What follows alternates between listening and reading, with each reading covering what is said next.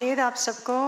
ہم یہاں جمع ہوئے ہیں انیس ہارون صاحبہ کی کتاب ویرانی دل و دنیا پر بات کرنے کے لیے، اور اوقات کا کچھ سلسلہ گڑبڑ ہو گیا ہے جس کی وجہ سے یہ پروگرام بھی تاخیر کا شکار ہو گیا ہے، اور شاید لوگوں کو کچھ پتہ نہیں کہ کس وقت کہاں کیا ہو رہا ہے.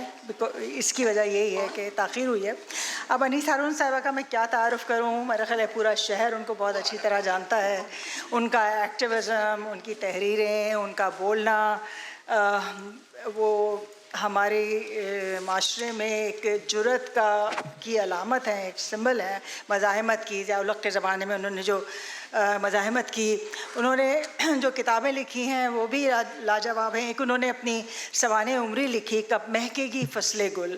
نام ہی سے پتہ چلتا ہے کہ وہ کتنی اچھی کتاب ہوگی. اتفاق سے میں ایک کورس پڑھا رہی تھی اردو میں خواتین کی سوانح عمریاں، تو انیس ہارون کی کتاب بھی اس کا حصہ تھی اور یہ آئی بھی تھی، اور انہوں نے ہمارے اسٹوڈنٹس کے ساتھ خطاب کیا تھا.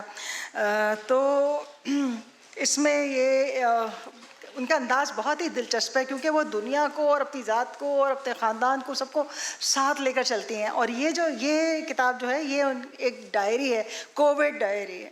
اب کووڈ کے زمانے میں اور ڈائری بہت ہی اہم ہے، اس کے ساتھ ساتھ سارے واقعات جو اس میں ہو رہے ہیں وہ ان واقعات پہ انیس کا تبصرہ جو ہے وہ چلتا رہتا ہے. اور کورونا کے شب و روز کا روزنامچہ ہے جو 22 مارچ سے شروع ہوتا ہے اور 13 ستمبر کو ختم ہو جاتا ہے. یعنی یہ 6 مہینے کی روداد ہے.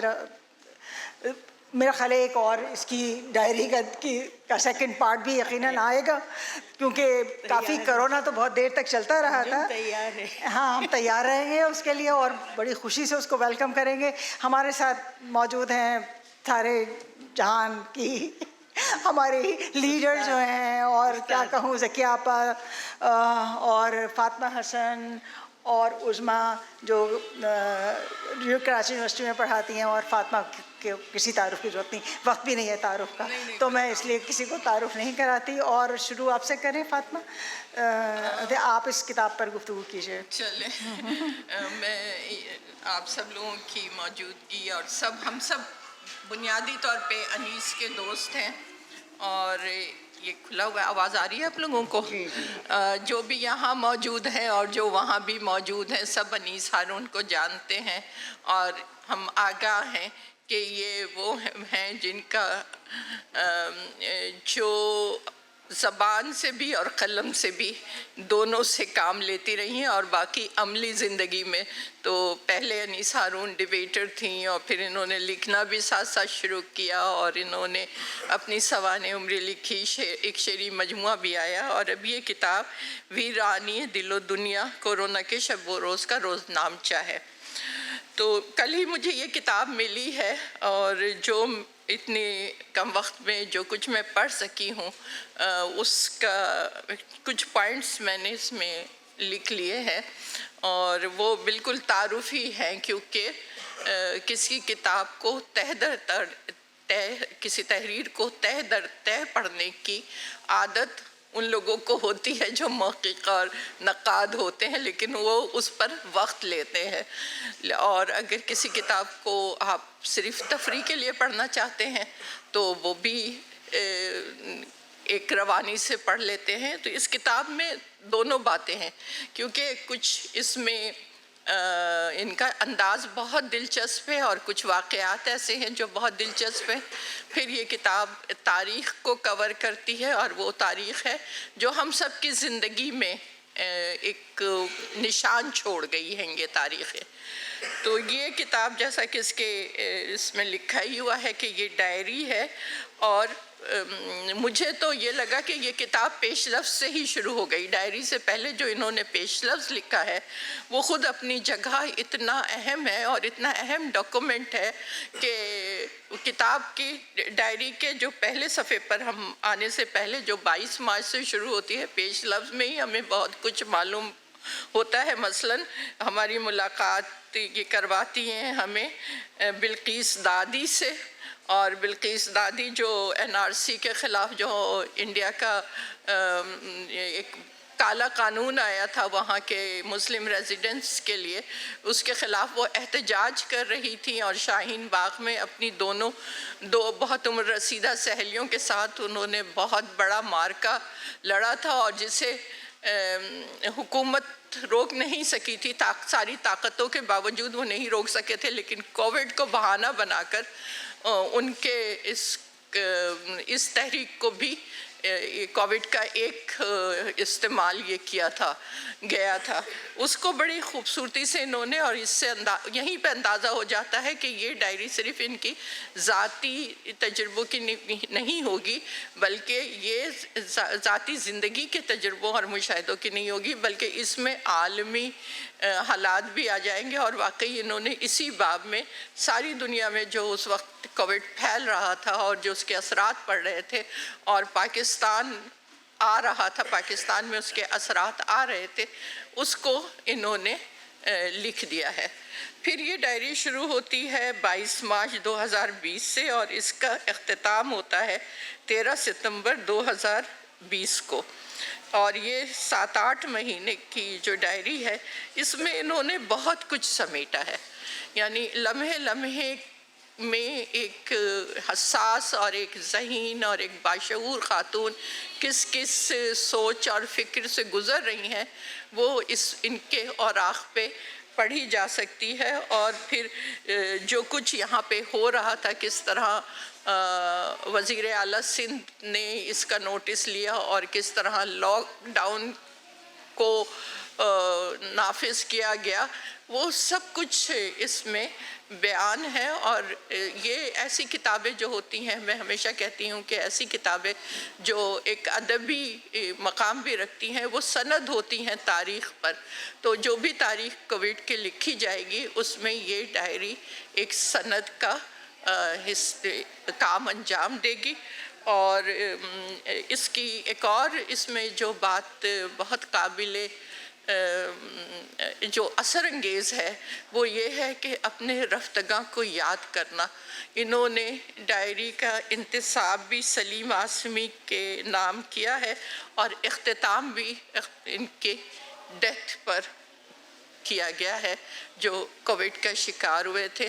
تو اس طرح یہ کتاب ایک اچھی کتاب ہے، بس میں اتنا یہ کہوں گی کیونکہ اور لوگ بھی بات کریں گے۔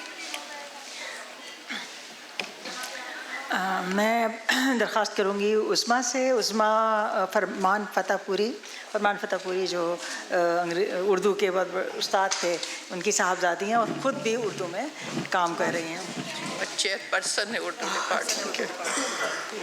بہت شکریہ۔ میرے لیے تو اعزاز کی بات ہے کہ میں محترمہ انیس ہارون صاحبہ پہ کچھ گفتگو کروں، اور مجھے زاہدہ حنا کا وہ جملہ یاد آتا ہے جو انہوں نے اپنی خرابیوں کے بارے میں لکھا ہے، اور الحمدللہ اس اسٹیج پہ جتنے بھی لوگ بیٹھے ہیں اس وقت، ان سب میں وہ خرابی مجھے چھوڑ کے موجود ہیں۔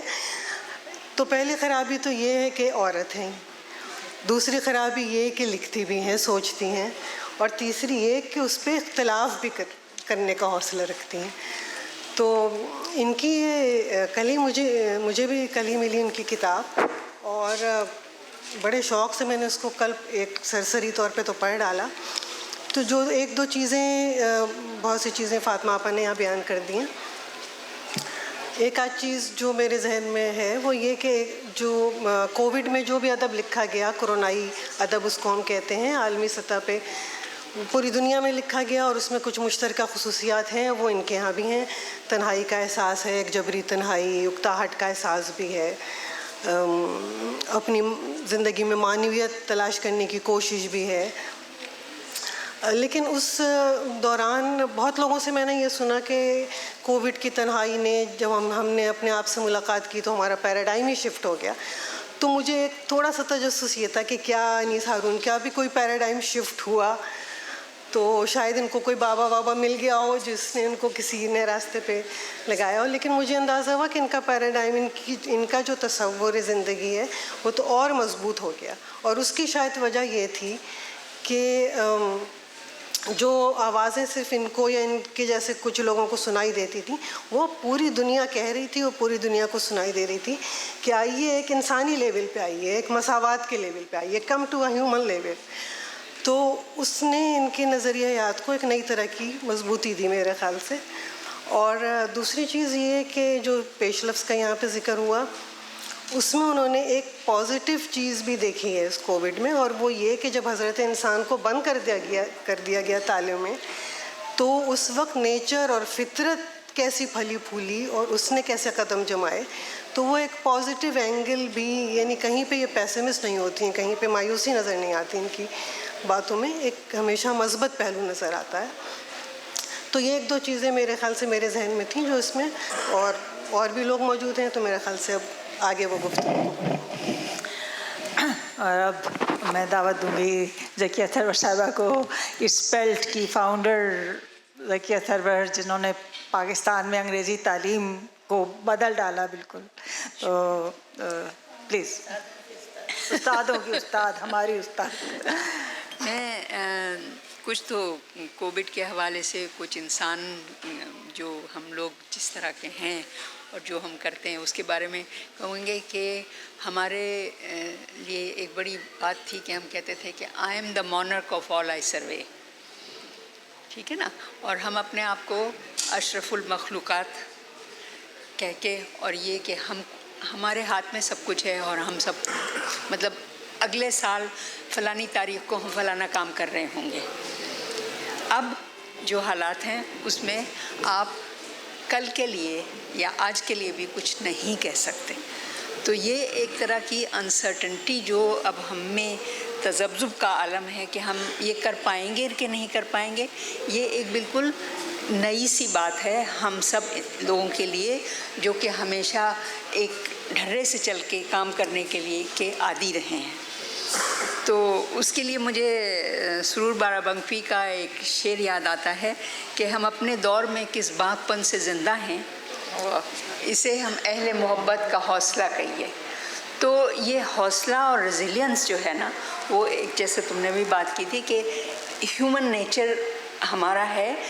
اتنے بڑے سانحے سے ہم گزر رہے ہیں مگر ہمارا سر جو ہے وہ پھر بھی بلند ہے. ہم کہہ رہے ہیں کہ ہم یہ کر لیں گے، ہم وہ کر لیں گے.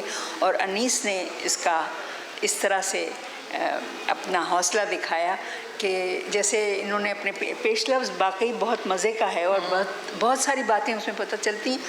تو جیسے ایک جگہ کہا کہ ہم بیٹھک والے لوگ ہیں، ہمیں لوگوں کی صحبت اچھی لگتی ہے، ہم کیسے لوگوں سے مل کے رہیں. اب یہ سوشل ڈسٹینسنگ میں ہم اس کو کیسے کریں گے؟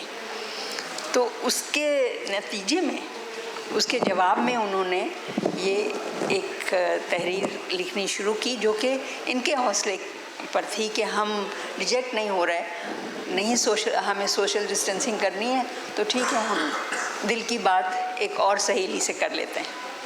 تو یہ ایک مجھے بہت خاصیت نظر آئی. اور دوسرے یہ کہ جیسے فاطمہ نے بھی کہا کہ یہ کتاب جو ہے ایک لیول پر تو اپنی بارے میں ہے کہ میں نے آج یہ کیا اور آج یہ ہوا اور ایسے ہوا، مگر کیونکہ ایک بہت ہی ذی ہوش اور یعنی ایک ریولوشنری سوچ رکھنے والی خاتون ہیں، تو ان کو سب کچھ جو معاشرے میں ہے اس کی عکاسی بھی انہوں نے اسی طرح سے کی ہے. تو آپ کو ایک سینیریو جو اس وقت کا ہے پاکستان کا، لوگوں کا بیہیویئرز کا، ہاسپٹلز کا، یہاں کا وہاں کا، وہ سارا کچھ ایک ہمارے سامنے آتا ہے.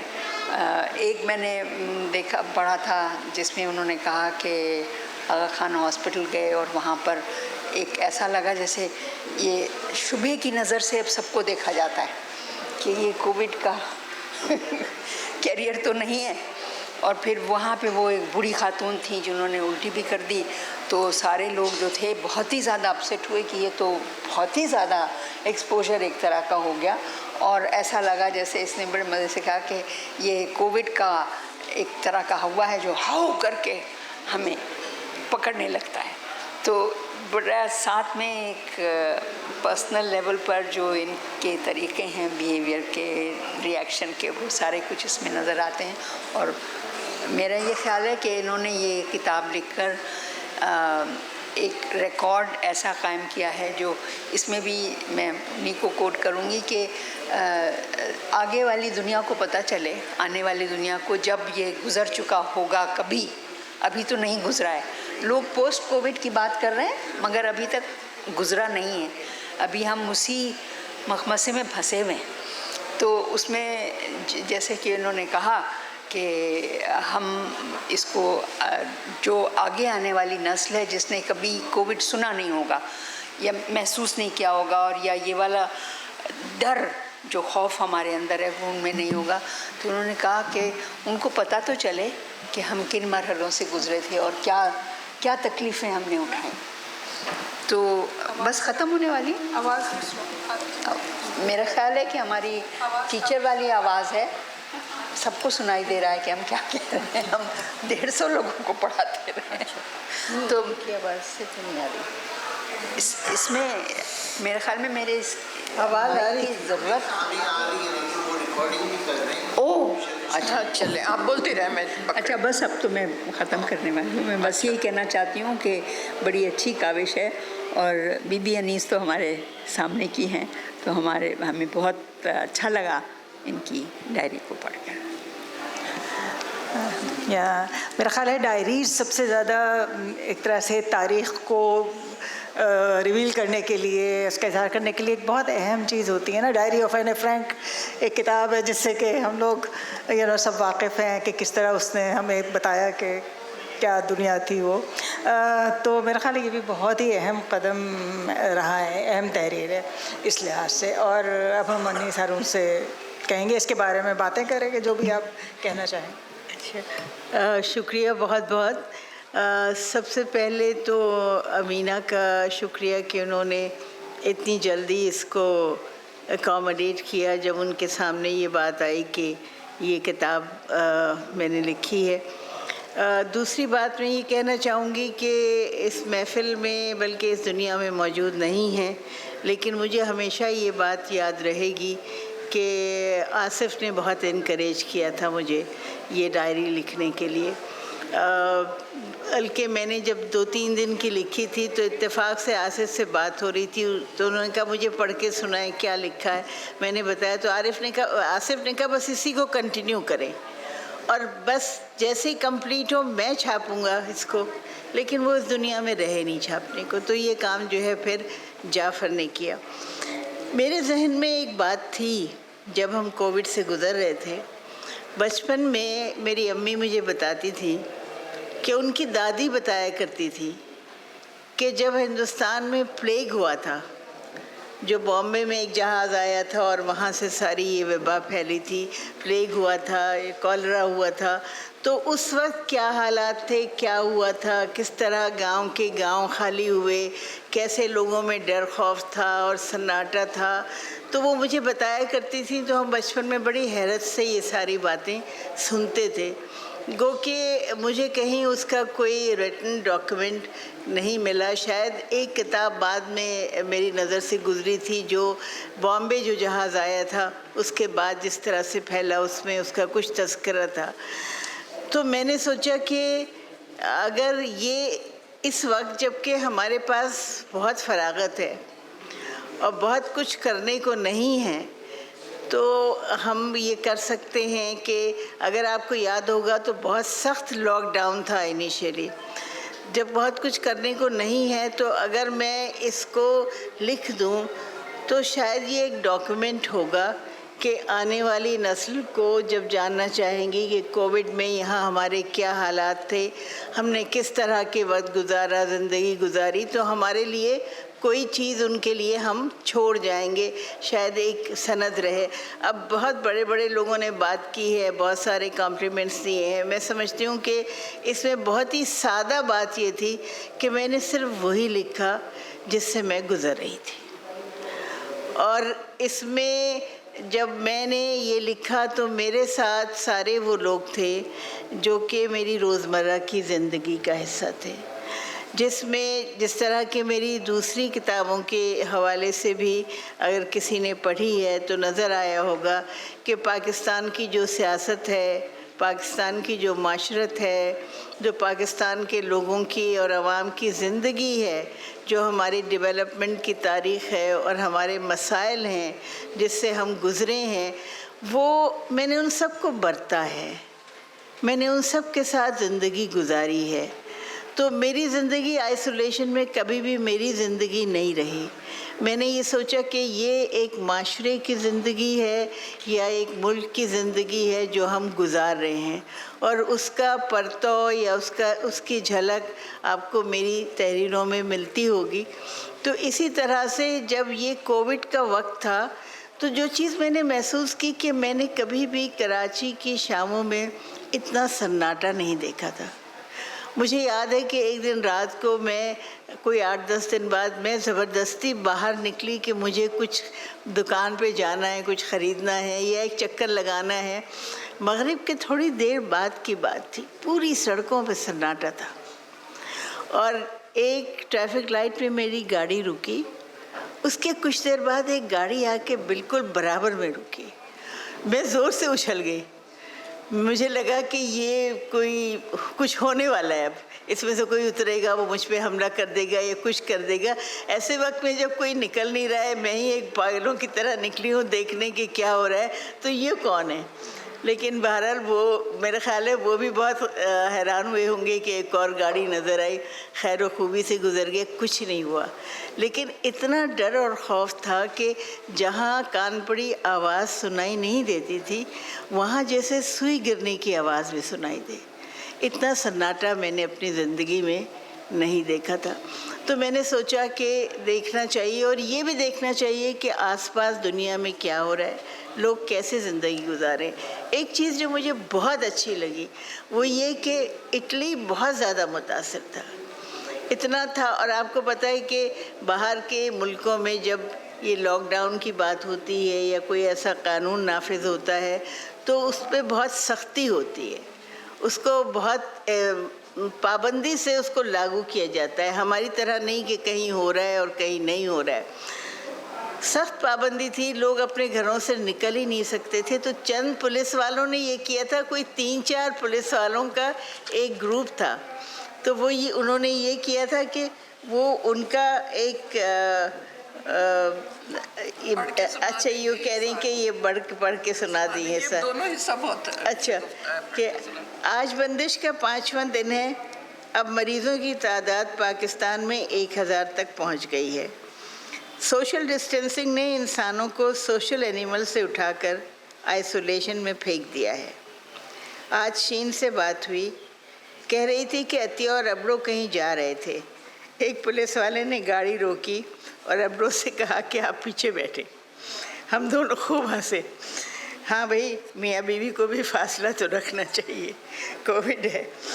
ایک ویڈیو کلپ میں دکھایا گیا تھا کہ روم کی گلیوں میں کاروں سے 4-5 پولیس والے اترتے ہیں، ایک گٹار بجاتا ہے، کوئی گانا گاتا ہے، 2-3 ناچتے کودتے ہیں، کھڑکیوں سے محصور لوگ دیکھ کر خوش ہوتے ہیں، تالیاں بجاتے ہیں اور وہ چل پڑتے ہیں۔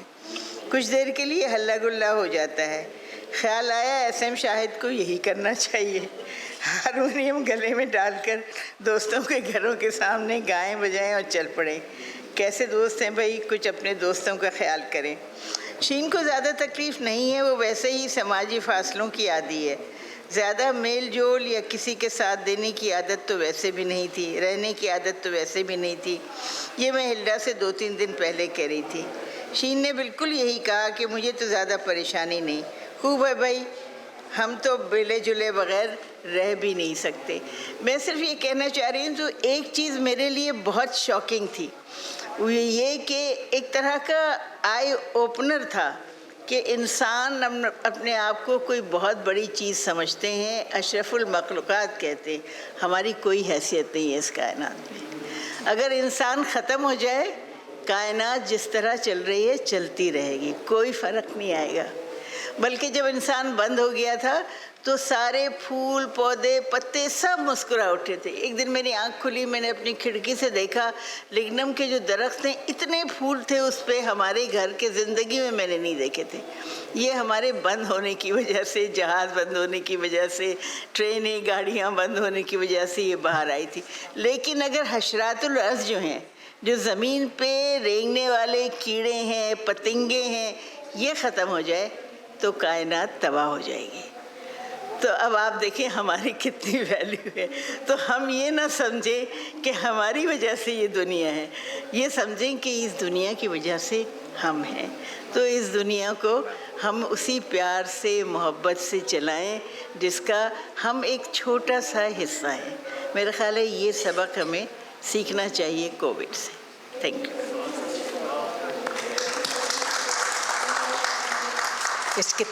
ये किताब इसमें वाक़यात हैं सब है, लेकिन हर सफ़े पर अनीस हारून की शख्सियत मौजूद है।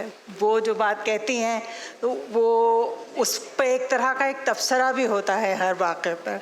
तो ये कोई ऐसी किताब नहीं है कि कोई रिकॉर्ड हो रहा है, लेकिन बल्कि बहुत अहम उसका एनालिसिस एक तरह से, या उस पर अपना तासुर जो उनकी शख्सियत है उसके मुताबिक हमें उसमें मिलता है। बहुत बहुत शुक्रिया ज़किया सरवर साहिबा, ज़किया आपा, फ़ातिमा हसन और उज़्मा फरमान और अनीस हारून, आपकी वजह से हमें ये एक अच्छी सी किताब मिली। बहुत शुक्रिया आप लोगों का यहाँ पर होने का।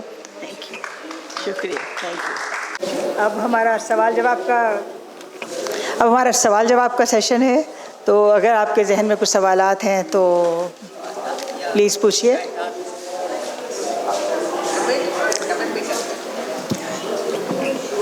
अनीस की जो हर तहरीर होती है वो डायरी होती है, यानी इतनी गमे दौरां और गमे जाना को वो एक साथ कर लेती हैं। लेकिन ये कोविड के ज़माने में हमारी बहुत अजीज़ दोस्त मुनीज़ा की वफ़ात हो गई थी, और हम लोग हर बंदे का फ़ोन जो है वो अनीस के पास जा रहा था। तो ये जो एक तरह से जो को गले मिलते हैं और वो हम लोग फ़ोन पकड़ पकड़ के रो रहे थे, तो ये भी एक जो ताज़ियतों का सिलसिला था, ये भी एक नया हमें तजर्बा हुआ था। तो बस यही था कि बहुत अच्छा।